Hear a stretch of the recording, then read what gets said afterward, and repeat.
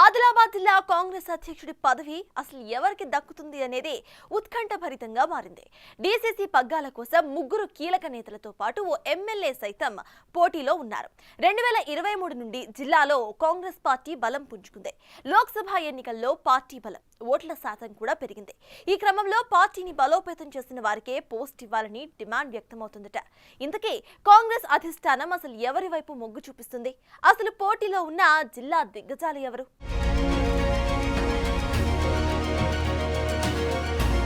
ఆదిలాబాద్ జిల్లా కాంగ్రెస్ అధ్యక్షుడి పోస్టుకు లీడర్ల మధ్య పోటీ తీవ్రంగా పెరిగిపోతుందట. ఆదిలాబాద్ నియోజకవర్గం నుంచి అసెంబ్లీ ఎన్నికల్లో కాంగ్రెస్ నుంచి పోటీ చేసి ఓడిపోయిన కంది శ్రీనివాసరెడ్డితో పాటు కాంగ్రెస్ కిసాన్ సెల్ రాష్ట్ర ప్రధాన కార్యదర్శి బోరంచు శ్రీకాంత్ రెడ్డి, జెడ్పీటీసీ గోక గణేష్ రెడ్డిలు డీసీసీ అధ్యక్షుడి పదవి కోసం పోటీ పడుతున్నారట. వారితో పాటు ఆదివాసీ ఎమ్మెల్యే ఖానాపూర్ నుంచి ప్రాతినిధ్యం వహిస్తున్న వెడ్మబొజ్జు పేరు కూడా ప్రధానంగా వినిపిస్తుంది.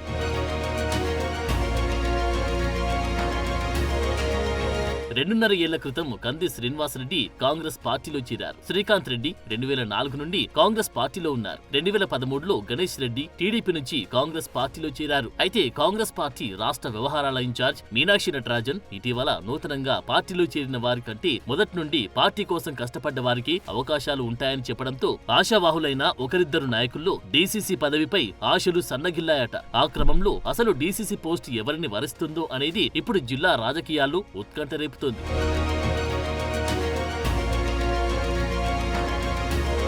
అసెంబ్లీ ఎన్నికలతో పోలిస్తే లోక్సభ ఎన్నికల్లో కాంగ్రెస్ ఓటు బ్యాంక్ గణనీయంగా పెరిగింది. ఆదిలాబాద్ ఎంపీ సెగ్మెంట్ లో మొత్తం 16,50,175 ఓట్లు ఉండగా తాజా లోక్సభ ఎన్నికల్లో 12,21,563 ఓట్లు పోలయ్యాయి. 4,80,000 ఓట్లతో కాంగ్రెస్ 2వ స్థానంలో ఉంది. 2019 ఎన్నికల కంటే 1,57,000 ఓట్లు ఎక్కువగా వచ్చాయి. అయితే ఎన్నికల్లో పార్టీ ఓటు బ్యాంక్ పెంచేందుకు తాము కృషి చేశామని, పార్టీ బలోపేతం కోసం పనిచేసిన తమకు కాంగ్రెస్ అధిష్టానం జిల్లా అధ్యక్ష పదవి ఇవ్వాలని అంటున్నారట సీనియర్లు.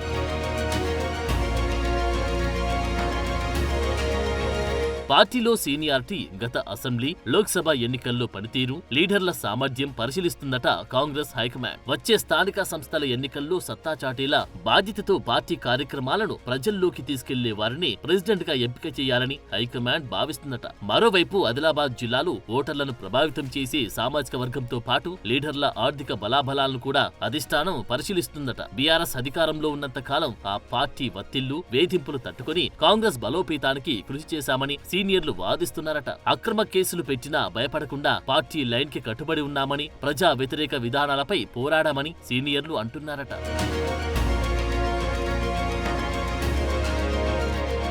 మధ్యలో వచ్చిన వారికి కాకుండా పార్టీ కోసం కష్టపడిన వారికి డీసీసీ పోస్ట్ ఇవ్వాలని సీనియర్లు రాష్ట్ర పార్టీ పెద్దలపై ఒత్తిళ్లు పెంచుతున్నారట. గతంతో పోలిస్తే పార్టీని బలోపేతం చేసి పూర్వ వైభవం తీసుకువచ్చిన వారికి అధ్యక్ష పదవి ఇవ్వాలని జిల్లా కాంగ్రెస్ క్యాడర్ కూడా అభిప్రాయపడుతుంది. మరోవైపు ఎమ్మెల్యే వెడ్మబొజ్జు పేరు డీసీసీ పీఠం రేసులో ప్రధానంగా ఫోకస్ అవుతుంది. ఆయనకే పార్టీ పగ్గాలు అప్పజెప్తారన్న వాదన పార్టీ వర్గాల్లో వినిపిస్తుంది. మరి ప్రస్తుత పరిస్థితుల్లో కీలకంగా మారిన ఆదిలాబాద్ జిల్లా డీసీసీ పగ్గాలు ఎవరు చేజిక్కించుకుంటారో చూడాలి.